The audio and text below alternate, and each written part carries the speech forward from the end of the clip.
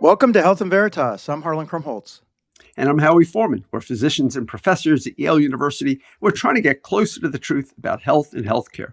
Ordinarily, we have a guest, but at least once a month, we like to do a deeper dive on health and healthcare. There's a lot going on in the world right now, Harlan. So, what do you have for us to start us off? Well, hey, Howie, it's good to see you. Usually we're in the studio together. This time we're Yeah. from video. I miss seeing you in person, but this will be fun. A couple topics, a couple about the research infrastructure going on that I thought might be good to hit on. I kind of interested in your idea. So the NI just floated a provocative idea. What if they put a limit on the number of grants that any one scientist could lead at a time? The argument said science might actually work better if funding were spread among more investigators rather than concentrated among a relatively small number of highly successful researchers. And so I thought this raised a really interesting question. I mean, there are a small number of investigators who are holding, two, three, four, even more, grants that they're leading. And it's sort of this balance between thinking, should we be investing in those who are successful? I mean, if people are doing that and they're producing great science, it's sort of this idea of a superstar scientist. Should that person be getting those kind of resources, or should we be saying, "Gosh, I don't care how good you are.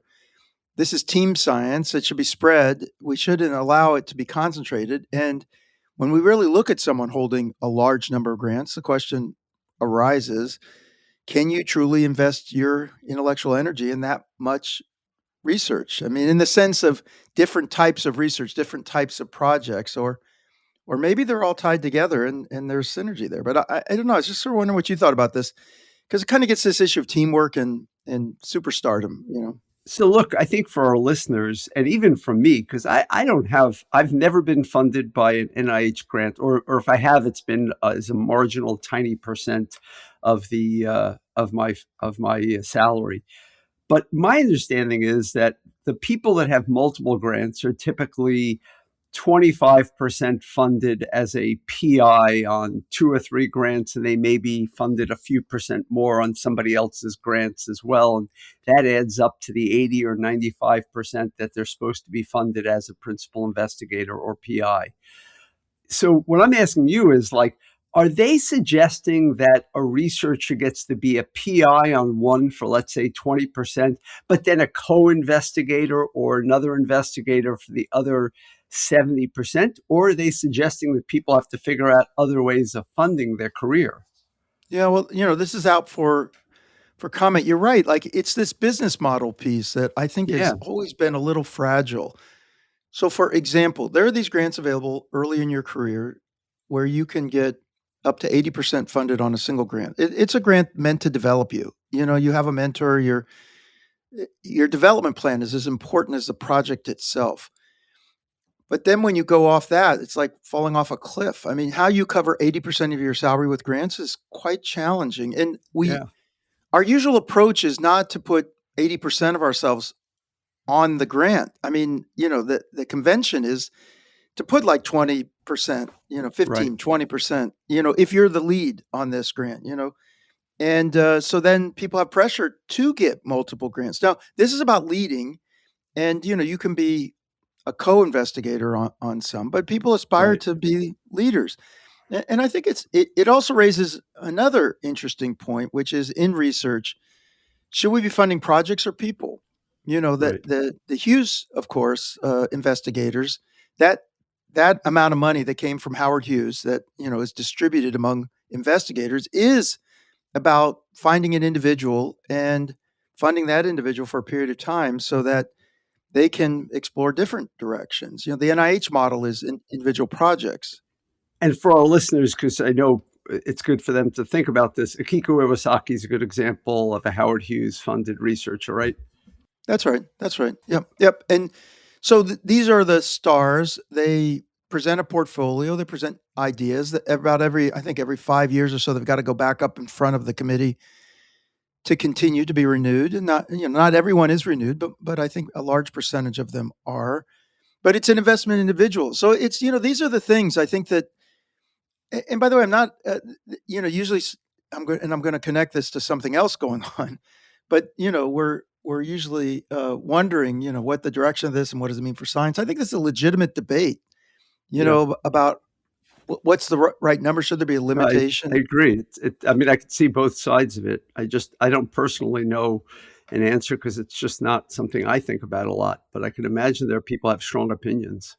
And the reason it's important and why listeners who even aren't in research, I think, should pay attention is we depend on our research engine in this country, and for in the biomedical sciences, NIH and federal government's an important funder of that research. And the question is, how do we optimize that? A guy by the name of Stuart Buck has been spending a lot of time writing about whether we should be innovating in our research approach. Stuart visited Yale a couple months ago. I was talking to him. I mean, he's very creatively thinking. What is it that makes the difference, and should we be experimenting? I mean, we're scientists after all, so should we be experimenting? I've always had the idea, by the way, that we should change fundamentally the way that we do applications to these grants. We write these long grants, and I've thought, hey, just write the paper that you think you're going to produce if you're Right. funded. Like, show me what the Right. product is going to look Right. like. What do you think you're going to come up with?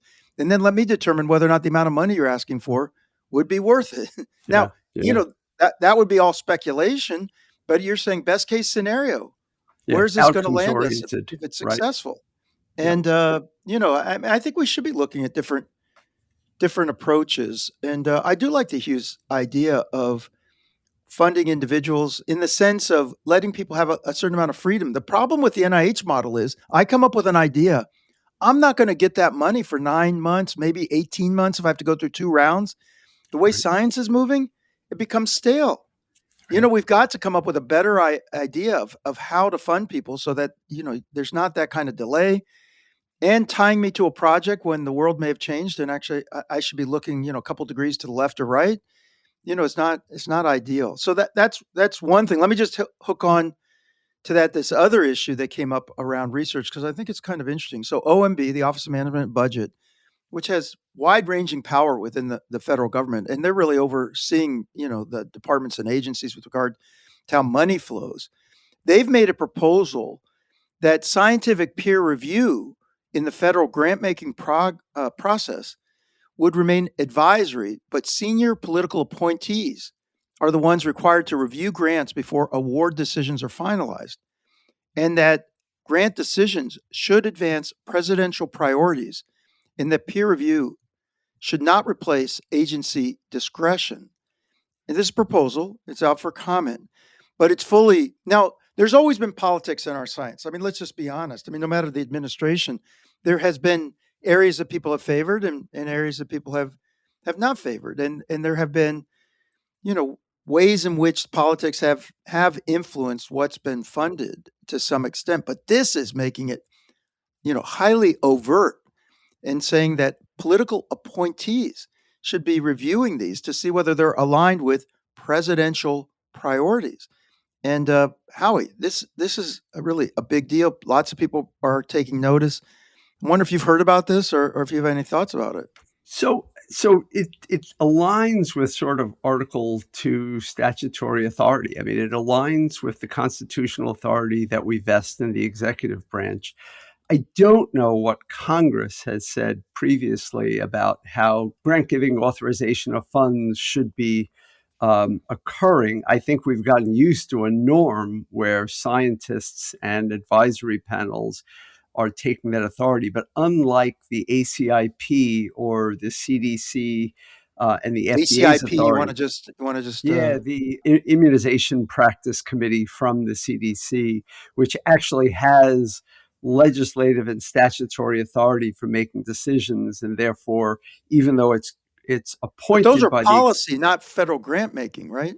correct, but the point is, where is the executive branch authority in Yeah. each of these situations? And so, what may be constitutionally appropriate may not be good policy. It may not be propriety, but it may be constitutionally. It'll be very interesting because, again, I don't know the law around this at all. I only know executive to authority has been expanding over the last decade and absolutely more with President Trump, where numerous times the Supreme Court has deferred to Article 2.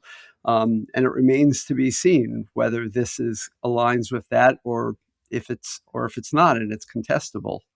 Yeah, and I think the point for many people, including me, is that this may be legal, but Right, right. Oh yeah, to what extent can we insulate science from politics? Now, I want to say it. Let's be honest; it never has been completely independent right. of politics, but we should be that should be our aspiration is to say No, what's best science. science.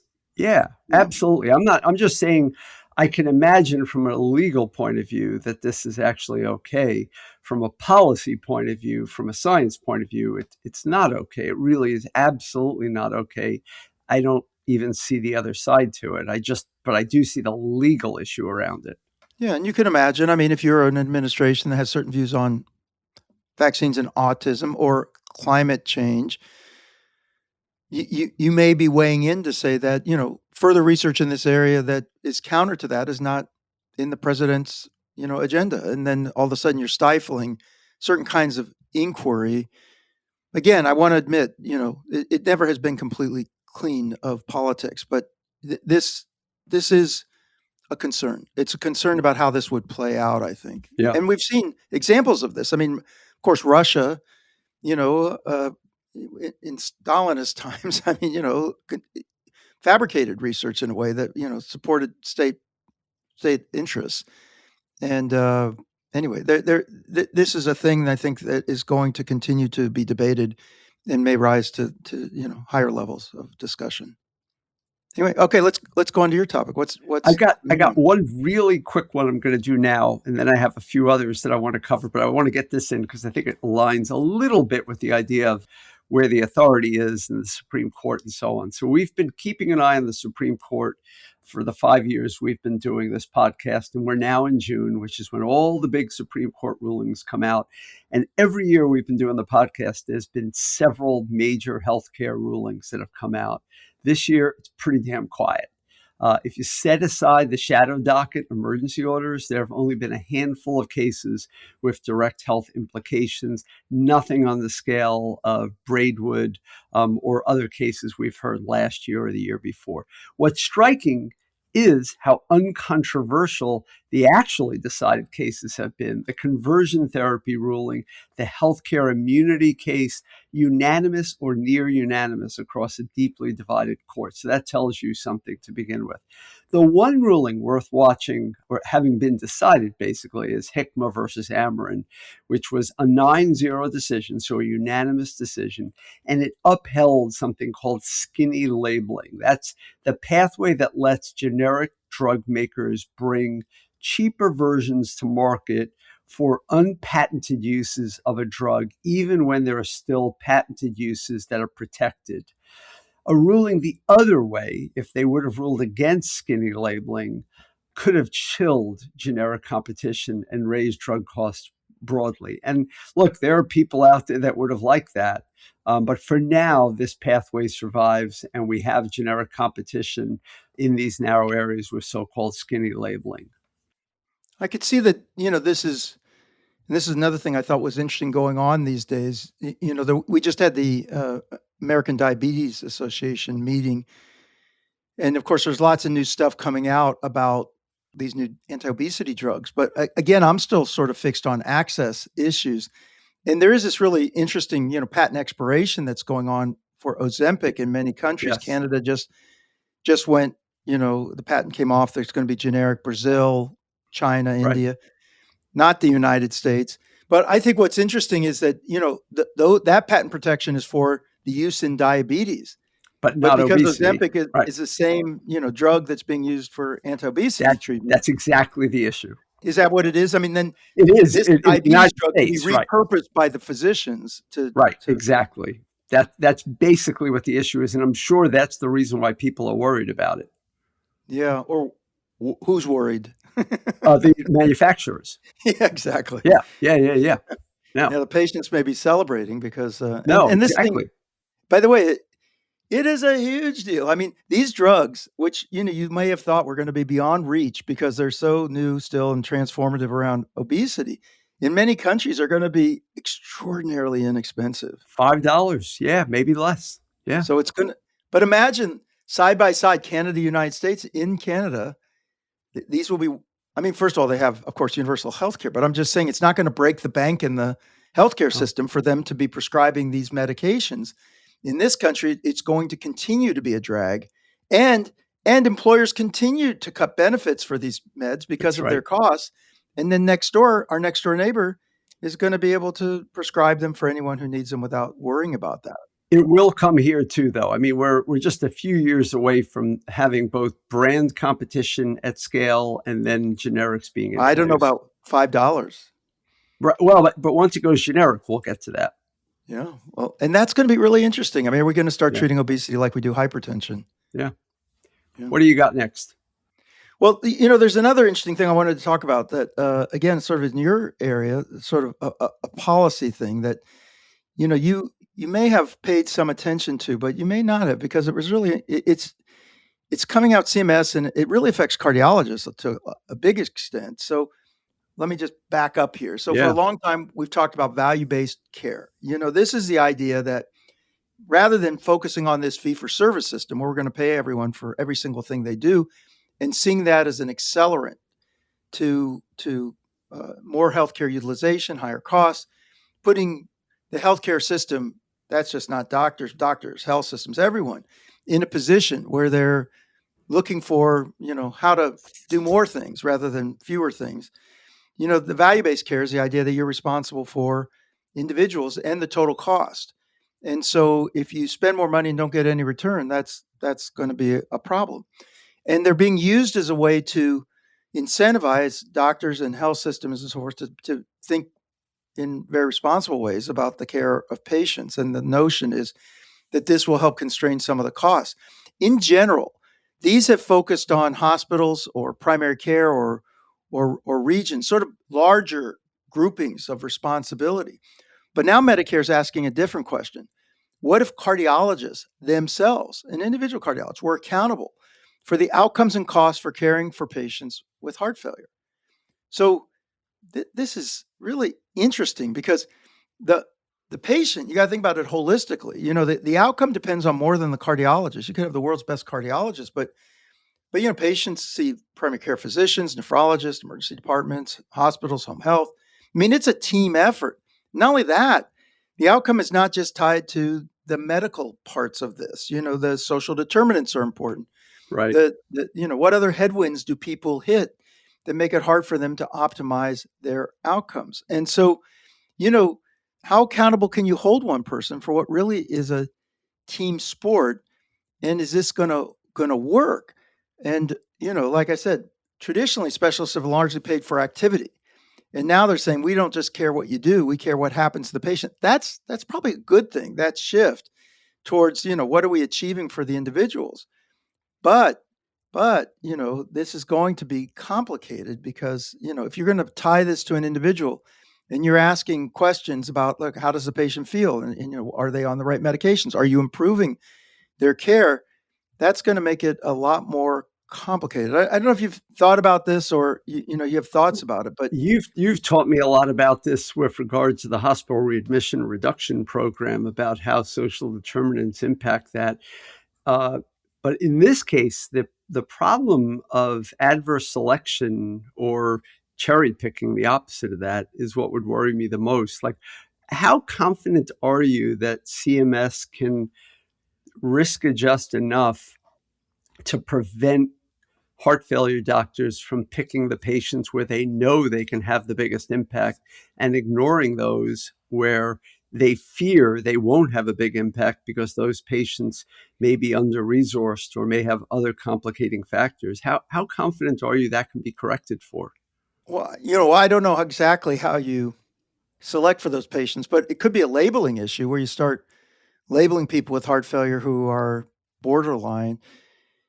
It's a little bit, it gets to the question of, denominators. How many patients do you actually see? And if you have only, when you're dealing with a hospital or a health system or region, Right. you've got large numbers and Yes. these tend to settle out a little bit, even though there can be case mix differences. There can be differences in the type of patients that different groups see. But when you're talking about individual physicians, then you're really getting down to smaller numbers. And just like you said, it could be that there are issues of selection. these measurement issues are very important. The general overall turn towards saying that we doctors should be responsible for more than, how much do we do, but actually what happens as a result Right. of what we do is a good one. The Yes. instinct is good. But, Yes. the devil's in the details about how you do this in a way that doesn't create perverse incentives or actually, finds ways for people to try to game these measures so that they can look good, but not necessarily produce the best results for individual patients. And if a patient decides not to take medicines, for example, just like, and we've talked about patients decide not to take vaccines. I mean, there's a whole bunch of things patients don't do Right. necessarily just because doctor recommends it, and it's within their rights to decide for themselves what they want to do. So, am I going to be held accountable for a patient who decides they don't want to follow But that's what my would be point. best Like, medical practice? yeah, but that's my point. Wouldn't I want to start picking patients who are well educated, otherwise very proactive about their health over patients who are less educated and may push back against things I want to do or just ignore things I want to do for one reason or another? Like, I could imagine cherry picking here. Yeah, and I think it gets to this idea that in this data driven age, this area where all the data are digital and we've got AI and a lot of other tools, how do we begin to develop more holistic Yeah, assessments of what represents high quality care, which incorporates the preferences, values, and goals of the patient? It doesn't just reflexively say you should be prescribing this medication, they should be taking that medication, and understands root causes of failure. Where do they reside and why do they right, reside? Someone decides not to get vaccinated and they have a bad outcome. Who owns that outcome? right, If you're in right. a system where you're going to start measuring outcomes, and how do you take it into account? I do not want to get into a position where doctors are strong arming patients just so that their metrics look good. It really needs to be about how do we meet patients where they are and help them to get the kind of care that they want. So anyway, I think this is an interesting thing is unfolding. Again, I like the instinct of trying to think about outcomes. Of course, I'm an outcomes guy, but it's all going to be a question of how it's done. How it's Yeah, done. we'll follow on it. Yep. What's next for you? So you may have seen the headlines this week about something called the New World Screwworm turning up in Texas cattle for the first time in 60 years. The name Howie, this is a family show. I don't know if I you. know. The name alone is enough to make you shudder. And honestly, the biology justifies it. This is a parasitic fly whose larvae literally burrow corkscrew style into the living flesh of warm blooded animals, feeding as they go deeper. Left untreated, an infestation can kill a full grown cow in days. Right now, there are a small number of confirmed cases in South Texas, but if you look at the geographic trajectory, that number is almost certainly going to grow.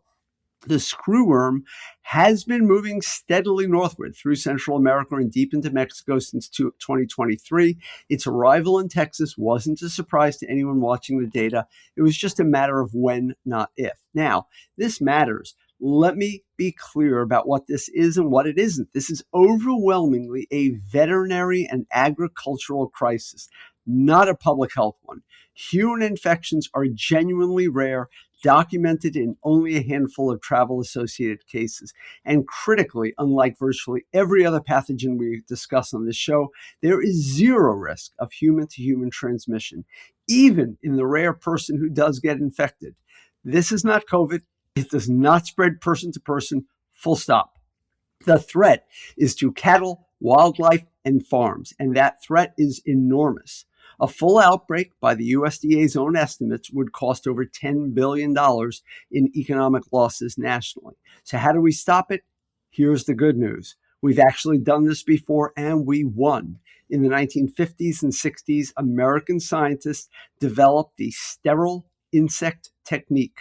They mass produce male screwworm flies, sterilize them with gamma radiation, and release them by the millions. Because female screwworms mate only once in their lives, one encounter with a sterile male means no viable offspring, ever. It worked. The screwworm was eradicated from the US by 1966, and we repeated the trick in the Florida Keys as recently as 2017. The USDA is already releasing 4 million sterile flies per week. in the affected Texas region, with plans to scale that to 300 million per week from a new facility in Edinburgh. This is a known enemy with a proven weapon and a track record of success. If the response stays coordinated and funded, I'd put my money on the humans. This is interesting. Has this been tried in other diseases like malaria and others, Howie? I mean, it's kind of an interesting I approach. don't remember. I meant to look this up. It has been tried for some other diseases. I don't remember which ones they've been tried. And it really has to do with the fact that in this case, these parasitic flies mate once. So you have that going for you. It's not a matter of randomness. And if they meet a sterile fly, but then meet another fly that's not sterile, they could still get infected. It doesn't happen because they only mate once. And what the heck's going on with infectious disease, Howie? It seems like every week, there's hantavirus, there's Ebola. Now you're talking about Yeah. screwworm. I mean, do you think that we're in a different time now where, these things are occurring more commonly, or it's just that with social media and news and so forth, we're more aware of this stuff than we've ever been before? I think it's mostly awareness. The Ebola thing happens every few years. It's an issue that has come up. This particular Ebola outbreak has other issues, as we've discussed. Yeah, this is a The big Hanta, one. This is a big yeah, one. the hantavirus was a very random thing that happened on a cruise ship. If not for the cruise ship, we wouldn't have seen it. I mean, maybe we should start to reduce our ecotourism. Maybe that's the lesson we should learn there. And I think in this case, this is something that would ordinarily be happening, and it just arrived in Texas at this moment in time. I do think we'll eradicate this pretty quickly. I know there are people that want to politicize this and say that it's due to the current administration's reduced funding that this got as far as it got, and that may be true. But it's also possible that this would have happened under any circumstances. But there's no question that we have reduced resources in this case. The other two cases, there's a lot more questions abounding. But in this case, the reduced resources probably did have an impact in letting it get this far. We should have stopped it in Mexico. Yeah, it's astounding how quickly it can kill a cow. I mean, that's I just know. is. And it's So they, disgusting to think about how this actually happens. It's just so the one thing I didn't say clearly is, most maggots infect dead flesh. That's what larvae are, maggots. They infect dead flesh. So you leave, a dead cow gets infested by maggots. For whatever reason, this particular parasitic fly only infects living flesh. Infected and open flesh, a wound, a mucous membrane, but it has to be alive. And that's what makes this particularly unusual. yeah. Well, hey, thanks for bringing that one forward. Sure. Hey, I What do want you to get got? back to the ADA because there was something really interesting about this ADA meeting, this American Diabetes Yes. Association meeting. It was in New Orleans, a big meeting. I mean, this is going to be, they're kind of ground zero for talking about the anti-obesity drugs. So, recent years, these have been blockbuster meetings, lots of excitement. This year, they invited NIH Director Jay Bhattacharya to give a talk. And, well, he actually, due to scheduling issues, he had to send somebody else, but it became a really big story and a controversy about academic freedom and the role of scientific societies. And let me tell you what happened. So many researchers objected to the invitation to the NIH director because they view the NIH and HHS policies as damaging to biomedical research. And so, okay, that's fine. There was differences of opinion, but what happened next caught everyone's attention. Several highly respected diabetes researchers. Now, these aren't fringe people. These are mainstream leaders. Former president of the ADA, the editor in chief of the main journal of the ADA, Diabetes Care. These people had gotten together and had written an editorial, and I think led by Stephen Kahn, who's the editor in chief of Diabetes Care. And so the editorial argued, they published it in the journal. The editorial argued that recent federal actions are harming U.S. biomedical research. Like I said, there are people who have this idea, want to be able to talk about it, raise the questions. And it pointed to concerns about NIH staffing reductions, delays, and so forth. Changes in advisory structure, things like I'm talking about with OMB, that people have concerns about the politicization of science in this country. All this is fair game. So what happened was, at the meeting, they printed up a bunch of these editorials, and outside the hall where the NIH official was going to give the talk, they were handing out the editorial. They're handing out an editorial that was published in the flagship journal of the ADA. Now, this is what happened next was the ADA got the security people to bring them together and kick them out of the meeting. They said you can't hand out these editorials. You're causing trouble. By the way, there are a lot of videos of them. These are people that don't look like they're rabble rousers. I'll just tell you that. They're more like You're hippie-ish saying they're kind of look. our age. Yes. You know, Yes. okay, they're our age and they look pretty benign, but they're handing out Yes. these editorials. The next thing you know, they're on the street outside of the convention center and they're told you can't come back in and you can't present to the meeting. Right. And so, it caused a lot of consternation about, what was the ADA doing? There's a lot of people saying, I'm members saying, I'm going to withdraw from the ADA. I'm not going to be part of this. And, maybe some of them are sympathetic to the message. Others are just saying, what in the heck were they doing? They were just handing out material from the flagship journal. They weren't handing out something from somewhere else. So, this is raising questions about what are scientific societies for? I'll just say quickly here at the end, ADA is saying we are completely nonpartisan. Remember, we've heard this discussion in universities, right? Should you be taking sides? Are there pros and cons? But is it really taking a side when you are telling people they can't hand out editorials? Is that, where does that fit in this spectrum? So I don't know if you've heard about this or you have any thoughts Yeah. about this. So a couple of thoughts. One is that apparently they were told in advance not to do this, which is the right of a conference organizer. If you go to the conference organizer and say, I want to give out these letters, and they say to you, we are not going to allow that. We see that as politicizing or whatever they wanted to say. It is within their right for the ADA to do that. The issue then becomes, why did the ADA take that position?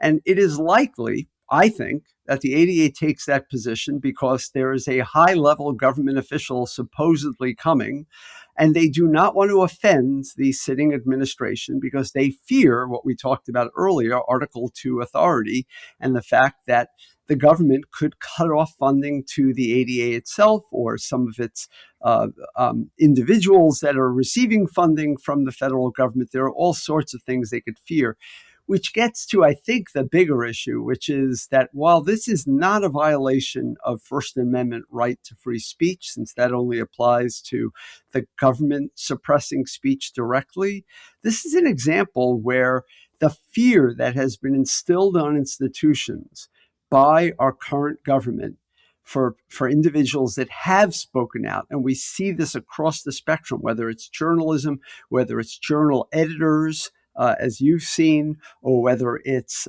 institutions, as you already mentioned, if you create enough fear in them to not offend, they will suppress their own speech. And that is what I think the ADA did, is I think the ADA suppressed speech that it otherwise probably would have encouraged for fear of offending the current administration. And I do find this very, very troubling because it's not a clear-cut case that you can go to the courts on.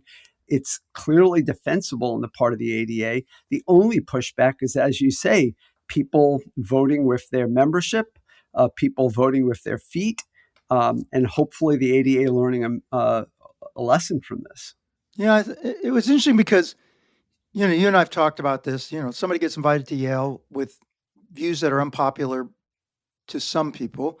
Right. And, we've said you shouldn't be outside chanting, shouting them down, preventing them from presenting their views. That we should be able to be a place where people can express their views, even if we strongly disagree with them. In this case, these people were, as people were entering the auditorium, handing out an 100% editorial, right. weren't chanting, weren't saying The right that way the to government go. official shouldn't speak.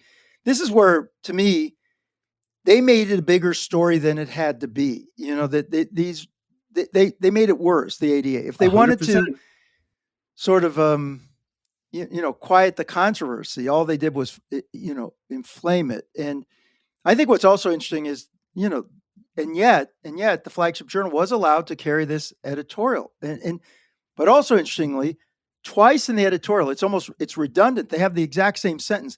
This is not the view of the ADA. If you look at this editorial, it says it in two places. I mean, it's only like 1,000 words. I mean, because the editor is involved, so I can understand that. If you were writing an opinion piece for Yeah, but he Jack, says it twice. I know. I'm with you. Look, I think we're 100% aligned on this. My only point is I've seen people say this is First Amendment. It's not First Amendment, but it is a way in which sort of the pernicious effects of an administration that is actively pressing down on speech it doesn't like can perpetuate itself in a private setting. Yeah, yeah, and it may have been that Jay Bhattacharya actually got some wind of this, and that's why he ended up not coming out. In a perfect world, you would have allowed these people to be on stage with the NIH director and have a discussion. I mean, a respectful discussion, but a discussion where people disagreed and raised Totally. issues. I Totally. guess, yeah, we're just not there. Yep. All right, hey, take us home. What else have you got? I'll give you one last quick thing, which I think is on the category of good news. A federal judge handed down an important ruling this week that most Americans might have even missed. But if you depend on a doctor, and especially if you live in a rural or underserved community, you should be paying attention. Back in September 2025, President Trump issued a proclamation imposing a $100,000 fee on new H-1B visa applications. It's the primary visa pathway that allows foreign-born, highly skilled workers to practice in the United States. It's a pathway to citizenship. The stated rationale was protecting American workers from being displaced, but the medical community immediately recognized the serious problem. This wasn't just about tech workers in Silicon Valley, this was doctors. And this week, U.S. District Judge Leo Sorokin struck down that fee, ruling that it amounted to an unauthorized tax, one that only Congress, not the president, in other words, Article 1, not Article 2, has the authority to impose. That's a significant constitutional finding, and the administration will almost certainly appeal. But here's why the stakes were so high. According to JAMA research letter published in October, roughly 11,000 physicians are newly sponsored for H-1B visas every year out of 1 million practicing physicians nationwide. That sounds like a small fraction, just under 1%, until you look at where these doctors work. They are nearly twice as likely to practice in rural counties as their urban counterparts, and 4 times more concentrated in the highest poverty communities than the lowest. These are safety net hospitals, underserved clinics, the places where the physician shortage is already most acute. 1 year of this policy might not crater the workforce overnight, but H-1B visas run for up to 6 years and are routinely extended, meaning the physicians practicing under them today represent years of accumulated sponsorships, not just one cycle. Choke off that pipeline long enough, and the cumulative loss becomes very real. We're already projecting a shortage of up to 86,000 physicians by 2036. A sustained $100,000 barrier to entry would make a bad problem measurably worse in exactly the communities that can least afford it.